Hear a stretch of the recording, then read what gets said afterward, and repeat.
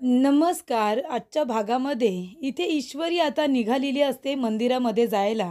कारण ईश्वरीच्या बहिणीचं नम्रताचं लग्न आहे आणि लग्न एका चांगल्या घरामध्ये घडवल्यामुळे इथे आता बाप्पाचे आभार मानण्यासाठी ईश्वरी गेली बाप्पाच्या मंदिरामध्ये. आणि तिथे गेल्यानंतर तिने आरतीचं ताट वगैरे दिलेलं असतं आणि देवासाठी तिने स्वतःच्या हाताने बनवलेली जिलेबीसुद्धा आणलेली असते. कारण ईश्वरीच्या वडिलांचं दुकान आहे इथे मिठाईचं. त्याच्यामुळे तिने स्वतःच्या हाताने जिलेबी बनवून आणलेली आहे. तेव्हा इथे ईश्वरी म्हणते की बाप्पा, माझ्या नमुताईचं लग्न ठरलंय आणि ते सुद्धा एका चांगल्या घरामध्ये. माझ्या नमुताईला चांगला नवरा मिळालेला आहे. माझ्या आईवडिलांचं स्वप्न पूर्ण झालंय. ते दोघेजण आनंदी आहेत. म्हणून तुला माझ्याकडून जादूची छप्पी, कारण हे सगळं तुझ्यामुळे शक्य झालेलं आहे आणि आज लग्न आहे, तर ते लग्नसुद्धा निर्विघ्नपणे पार पडू दे यासाठी मी इथे आले. तर इथे ईश्वरी आता लग्नाच्या दिवशी मंदिरामध्ये गेल्यामुळे सगळेजण तिला शोधत असतात. तर इथे ईश्वरीचे वडील ते तिच्या आईला म्हणजे सुप्रियाला विचारत असतात की ईशू कुठे आहे, तिला मी मगापासून शोधतोय. जर इथे वसू आली ना तर ती विचारेल की कुठे गेले म्हणून. तेवढ्यातच तिथे वसू आता येते आणि ईश्वरीबद्दल विचारायला सुरुवात करते. तेव्हा गुरुजी तिथे येतात आणि म्हणतात की ईश्वरी बाळा, तू आलीस का? आज तुझ्या बहिणीचं नम्रताचं लग्न आहे ना? तेव्हा इशू म्हणते की अगदी बरोबर, आज माझ्या ताईचं लग्न आहे गुरुजी, तुम्हाला पण यायचं आहे लग्नाला, आठवणीने यायचं. तेव्हा इथे गुरुजी म्हणत असतात की नक्की येणार. पण मग आता ह्या वर्षी बहिणीचं लग्न, मग पुढच्या वर्षी तुझ्या लग्नासाठी इथे येशील ना आभार मानायला बाप्पाचे? तेव्हा ईश्वरी म्हणते की माझं लग्न, आणि ती मनामध्ये खुश होते. पण ती म्हणते की गुरुजी नक्की येणार, पण मनासारखा मुलगा तर भेटू दे, मगच इथे मी बाप्पाला धन्यवाद म्हणायला नक्की येणार. तर इथे ईश्वरी आता बाप्पाचे धन्यवाद करायला गेलेले असते. तर इंदौरमध्ये आलेला असतो ASR, म्हणजे अर्णव सात्विक राज शिखरे, हे त्याचं पूर्ण नाव आहे. त्याला ASR असं म्हणतात. तर त्याची फॅशन डिझायनिंगमध्ये सगळ्यात मोठा उद्योगपती म्हणून त्याची ओळख आहे.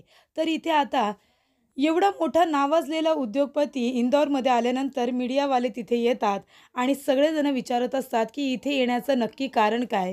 तर वसू आता आरडाओरडा करत असते, ईश्वरी गेले कुठे, आज लग्नाचा दिवस आहे, गेले कुठे? तेवढ्यातच ईश्वरी आता गजऱ्यासाठी फुलं घेऊन आलेली असते आणि ती म्हणते की मी इथे आहे, मी आणली ताजी ताजी मोगऱ्याची फुलं. नमुताईच्या लग्नासाठी आता याचे आपण ताजे ताजे हार तयार करूया आणि तिला केसामध्ये माळूया. इथे पत्रकार विचारत असतात की SR, इंदोरमध्ये तुमचं अचानक येण्याचं कारण काय? तेव्हा कुणाच्याही प्रश्नाचं उत्तर न देता अर्णव म्हणत असतो की माझं काम काय आहे हे इथे आल्यानंतर तुम्हाला आता कळेलच. मला थोडा वेळ हवा आहे. आणि तो जात असताना त्याचं स्वागत वगैरे केलं जातं आणि तो आतमध्ये हॉटेलमध्ये एंट्री करणार असतो. तर ईश्वरी म्हणत असते की आत्या, अगं तू कशाला आरडाओरडा करतेस? मी ताईसाठी ताजी ताजी फुलं आणायला गेले होते. आता मस्त याचा गजरा करते आणि आपल्या नवरीला घालते. तेव्हा वसू म्हणत असते, काय हा गजरा घेऊन आली आहे लग्नाच्या घरामध्ये? काय फक्त एकच काम असतं का? चल आता लवकर कामाला लाग. तेव्हा जात असताना घाईघाईने तिचा पाय मुरगळतो. ईश्वरी खाली पडते आणि टोपल्यातली सगळी फुलं तिच्या अंगावरती पडतात. तेव्हा तिला हा सीन खूपच जास्त आवडतो आणि तिच्या बरोबर उलट इथे अर्णव आता हॉटेलमध्ये आल्यानंतर एवढी मोठी हस्ती आली आहे, तेव्हा हॉटेलवाल्यांनी एकदम चांगलं असं अरेंजमेंट केलेलं असतं. त्याच्या अंगावरती गुलाबाच्या पाकळ्या ह्या टाकल्या जातात.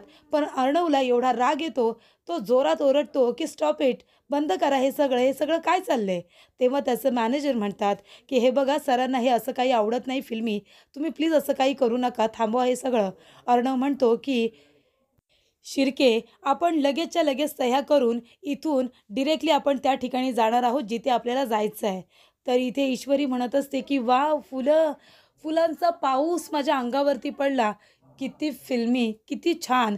तेव्हा वसू म्हणत असते, अगं काय हे फिल्मी, तुझ्याच हातातली टोपली फुलांची उडाली आणि तुझ्याच अंगावरती फुलं पडली, त्यात फुलांचा पाऊस कुठून पडला? तुझ्याच हाताने हे सगळं घडलंय ना. तेव्हा वसू आरडाओरडा करत असताना ईश्वरीचे वडील म्हणतात की वसू, अगं तू शांत हो बाळा, चल तू आता आतमध्ये चल बरं, आपल्याला खूप तयारी करायची आहे. तर सुप्रिया म्हणत असते, हे काय अगं तुझं ईश्वरी, सकाळ सकाळ मंदिरामध्ये गेलीस आणि एवढा उशीर केलास, घरामध्ये किती कामं असतात. तेव्हा ईश्वरी म्हणते, पण आई, खूपच फिल्मी होतं ना गं हे सगळं, माझ्या अंगावरती फुलांचा पाऊस. तर अर्णव आता त्या ठिकाणी आलेला असतो जे त्याचं पर्सनल काम असतं, पण त्याविषयी कुणीही बोललेलं त्याला आवडत नसतं. तर अर्णव येतो आणि आपल्या घराकडे डोळे भरून बघतो. आतमध्ये आल्यानंतर सगळे त्याच्या मागोमाग आता घरामध्ये एंटर करतात. त्याचे सगळे सिक्युरिटी गार्ड, मॅनेजर सगळे येतात आणि सिक्युरिटी गार्ड जे आलेले असतात ते तिथे असलेल्या माणसाला पकडतात. त्याचं नाव असतं उदय खान.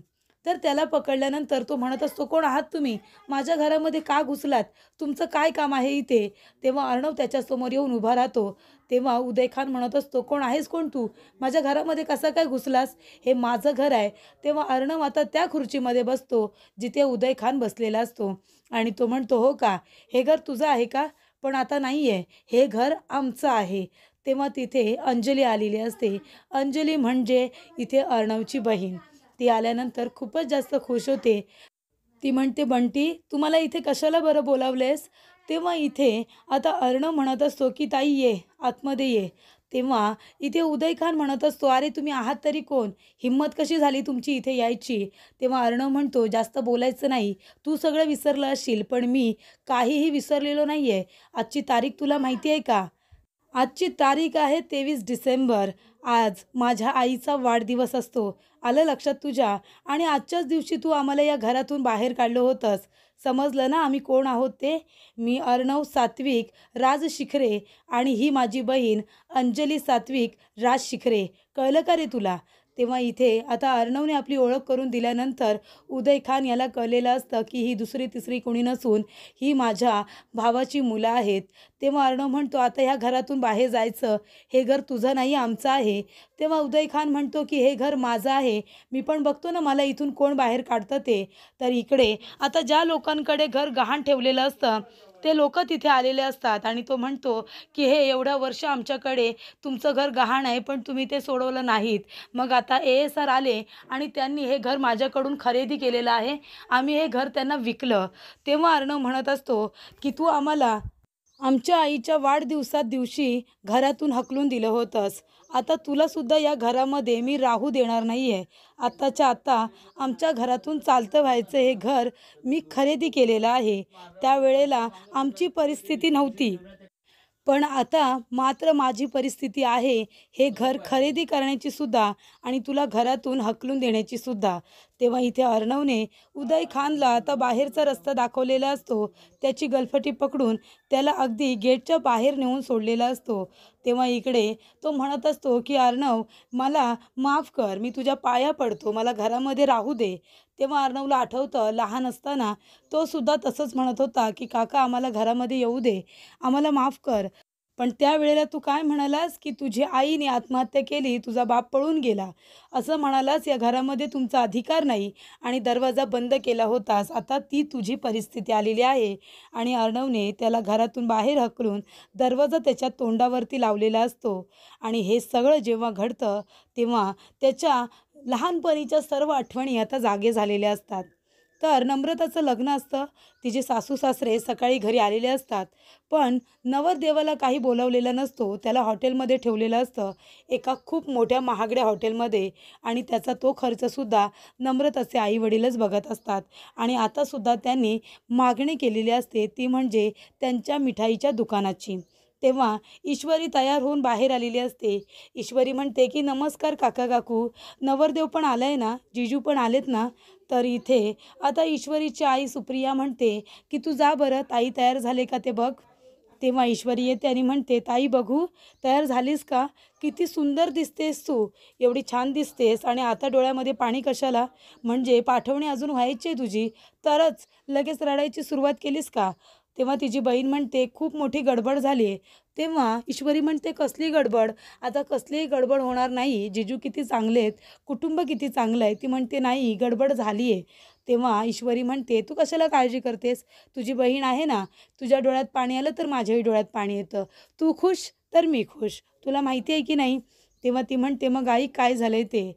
तर ईश्वरीचे वडील म्हणत असतात, की "हे काय बोलताय तुम्ही? आधीच जावईबापू ज्या हॉटेलमध्ये राहत आहेत, त्या हॉटेलचा खर्च आम्हाला परवडत नाही आहे, तरी आम्ही करतोय. आणि आता तुम्ही जे जे मागितलं ते सगळं आम्ही तुम्हाला दिलंय आणि आता तुम्ही असं बोलताय. आम्ही एवढं कमी वेळेमध्ये हे सगळं कसं काय अरेंज करणार सांगा बरं तुम्ही?" कुठून देणार आम्ही? आणि तसंही आमच्या दुसऱ्या मुलीचंही लग्न व्हायचं आहे. तेव्हा इथे आता नवरदेवाची आई म्हणत असते, की आमचा मुलगा फॉरेनला शिकला आहे. मग आता त्याला 5 स्टार हॉटेलमध्ये तर राहायला हवंच ना. तुम्ही सांगा बरं. तेव्हा इकडे काका म्हणतात, "पण आम्ही एवढ्या कमी वेळेत तुम्हाला काय देऊ शकतो? आमची एवढी परिस्थिती नाही आहे." तेव्हा ती म्हणते, "मग एक काम करा, तुमचं मिठाईचं दुकान आहे ना, ते आमच्या नावावरती करून टाका." आणि जेव्हा हे शब्द तिच्या तोंडून येतात, तेव्हा ईश्वरी तिथे उभी असते आणि तिने सगळं त्यांचं बोलणं ऐकलेलं असतं आणि तिला त्या गोष्टीचं फार वाईट वाटतं. कारण मिठाईच्या दुकानावर त्यांचं अख्खं घर चालत असतं आणि तेच मागितल्यानंतर मग हे लोकं काय करणार? तर अर्णव आता ज्या ठिकाणी उदय खानचा फोटो लागलेला असतो, तो फोटो तोडून फोडून टाकतो. आणि त्या ठिकाणी आपल्या आईचा फोटो लावतो. तर इथे नवरदेवाची आई म्हणत असते, की तुम्ही जर आमच्या मागण्या पूर्ण केलात, तुमचं दुकान आमच्या नावावरती म्हणजे तुमच्या होणाऱ्या जावयाच्या नावावरती केलंत, तरच मी माझ्या मुलाला इथे बोलवेन. तरच तो बोहल्यावरती उभा राहील, नाहीतर राहणार नाही. तेव्हा इकडे आता आशीर्वाद घेत असतात अर्णव आणि अंजली आपल्या आईचा. आणि इथे अंजली म्हणत असते, "अर्णव, बघ ना, शेवटीला आपल्या आईला तू पुन्हा आपल्या घरामध्ये आणलंसच. आईला आपलं घर खूप आवडायचं. तिचं स्वप्नच होतं ना या घरामध्ये राहायचं, आनंदाने संसार करायचा. पण तिचं स्वप्न अर्धवट राहिलं. पण ते तू पूर्ण करून दाखवलंस." तेव्हा इथे अंजली म्हणत असते, "तुला आठवतंय ना, आपल्या आईचा वाढदिवस होता. जरी ती नव्हती तरी आपण तिचा आनंदाने वाढदिवस साजरा करत होतो. तिने शिवलेले कपडे, तिच्या हाताने डिझाइन केलेले मशीनवरती कपडे ते आपण घातले होते." तेव्हा अर्णव म्हणतो, "ताई, हे मी कसं काय विसरेन? आणि आईचं स्वप्न म्हणूनच तर मी फॅशन इंडस्ट्रीमध्ये घुसलो आणि त्याच्यामध्ये नाव कमावलं. आणि आता आईचं स्वप्न पूर्ण करण्यासाठीच मी इथे आलो आहे. आणि मी आता हॉटेलमध्ये इथे फॅशन शो ठेवलेला आहे. ट्रेडिशनल लूकमध्ये इथे मॉडेल्स येणार आहेत फॅशन शोसाठी." तेव्हा इथे ईश्वरी म्हणत असते, "ताई, आता काय करायचं? कुठे ना कुठेतरी हे सगळं थांबायला हवं. हे दुकान आपल्या वडिलांनी एवढं कष्टाने मोठं केलेलं आहे. मग ते आपण असंच हातातून जाऊ द्यायचं का? असं तर अजिबात होणार नाही. आता आपण एक काम करूया. तुझा माझ्यावरती विश्वास आहे ना?" तेव्हा नम्रता म्हणते, "माझ्यापेक्षाही जास्त माझा तुझ्यावरती विश्वास आहे." ती म्हणते, "ठीक आहे. तुला असं वाटतंय की जिजूंचे आई-वडील आपल्याकडे ज्या मागण्या करतायत ते जिजूंना माहिती नाही आहे. मग मी तिथे जाते, त्यांना सांगते. मग ते त्यांच्या आई-वडिलांजवळ बोलतील आणि मग सगळं काही ठीक होईल. चालेल ना?" तेव्हा ती म्हणते की "ठीक आहे. पण जाताना मी प्रॉपर्टीचे पेपर घेऊन जाते. म्हणजे आपले वडील मी यायच्या आधी व्यवहार करणार नाही आपल्या दुकानाचा." तर अंजली रडत असते. नम्रता तिकडे रडत असते. तेव्हा ईश्वरी तिला गप्प करत असते. तर इकडे अर्णव अंजलीला गप्प करत असतो. तो म्हणतो, की "ताई, तू रडू नकोस. मी तुझ्या डोळ्यात नाही पाणी बघू शकत." अंजली म्हणते, "अर्णव, तू हे दुकान माझ्या नावावरती का केलंस? तुझ्या नावावरती करायचं." तेव्हा अर्णव म्हणतो, की "माझ्या नावावरती का करू? हे घर आपल्या आईचं आहे ना, मग ते तुझ्याच नावावरती व्हायला हवं." तर इकडे नम्रता म्हणत असते, "प्रॉपर्टीचे पेपर तू काय करणार आहेस? कारण तू इथे यायच्या आधी जर बाबांनी आपलं दुकान त्यांच्या नावावरती केलं तर? प्रॉपर्टीच्या पेपरवरती सह्या केल्या तर?" तेव्हा ती म्हणते, "दुकानाचे पेपर मी माझ्याबरोबर घेऊन जाते आणि मग जेव्हा मी इथे परत येईन ना, तोपर्यंत बाबा व्यवहार करूच शकणार नाहीत. बरोबर की नाही?" तर इकडे अंजली आणि अर्णव दोघेजण आता त्या रूममध्ये येतात, ज्या रूममध्ये त्यांची आई राहत होती. तिथे खूप साऱ्या त्यांच्या लहानपणीच्या आठवणी होत्या. तेव्हा दोघेही येऊन आता त्या रूममध्ये खूप इमोशनल होतात. आपल्या आईची खुर्ची, आपल्या आईच्या आठवणी सगळं बघून दोघेही भावूक झालेले असतात. आणि तेवढ्यातच इथे जी खुर्ची असते तिच्याजवळ जाऊन इथे अर्णव बसतो आणि म्हणतो, "ताई, तुला आठवतंय ना, हीच ती खुर्ची ज्याच्यावरती आई कपडे शिवून थकल्यानंतर बसायची. आपल्यासाठी याच मशीनवरती ती कपडे शिवायची. आठवतंय ना तुला?" तेव्हा अंजली म्हणते, "अर्णव, हे सगळं मी कसं रे विसरेन? मी अजिबात हे सगळं विसरू शकत नाही. माझ्या सगळं काही अगदी लक्षातच आहे." तेव्हा इकडे अंजलीसुद्धा भावूक झालेली असते. अर्णवसुद्धा. म्हणजे ज्या घरामध्ये ते दोघं जण लहानाचे मोठे होणार असतात, त्या घरातून त्यांच्या काकांनी बाहेर काढलेले असते आणि त्यांचं आयुष्य खूपच जास्त कष्टीमय केलेलं असतं. पण शेवटीला अर्णवने सगळं अचीव केलेलं असतं. आपल्या आईचं स्वप्न पूर्ण केलेलं असतं आणि फायनली तो त्या घरामध्ये येतो आणि गहाण टाकलेलं घर तो विकत घेतो आणि त्या घरामधून उदय खानला म्हणजे त्याच्या काकाला बाहेर काढतो. तेव्हा अर्णव म्हणत असतो, की "ताई, आपल्याला आता जायचं आहे त्या हॉटेलमध्ये जिथे आपण तो कार्यक्रम ठेवला आहे फॅशन शोचा. तिथे ट्रेडिशनल लूकमध्ये मॉडेल्स येणार आहेत.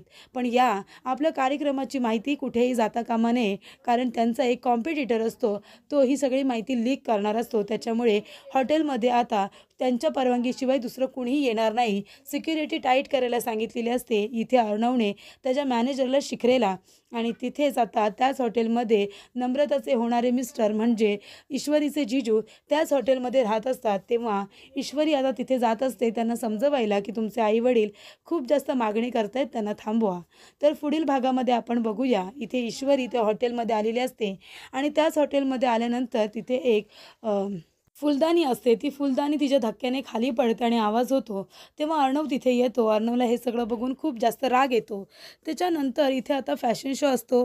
तर ईश्वरी गेलेली असते आणि ती जिजूंना म्हणत असते की हे बघा, मी तुमच्यासमोर हात जोडते, काहीही झालं तरी हे लग्न व्हायलाच पाहिजे आणि त्यासाठीच मी इथे आली आहे. तेव्हा अर्णव तिचं बोलणं ऐकत असतो.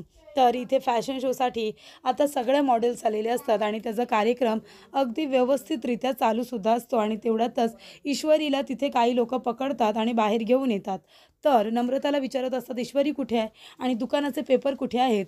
तेव्हा ईश्वरी आता गेले बोलायला जिजूंबरोबर, हे काही नम्रता सांगायला तयार नसते आणि तेव्हा अर्णवला खूप राग येतो आणि तेव्हाच बरोबर ईश्वरी रॅम्पवॉकवरून आता खाली पडते आणि अर्णव तिला पकडतो.